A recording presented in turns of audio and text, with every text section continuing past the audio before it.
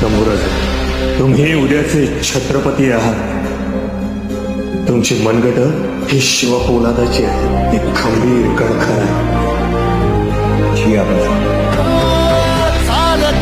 तुझी वाट रात्रंदिनी घेतला पावला दिवसा टाळ घोषातून साध येते तुझी धावते वैष्णवाला दिशा.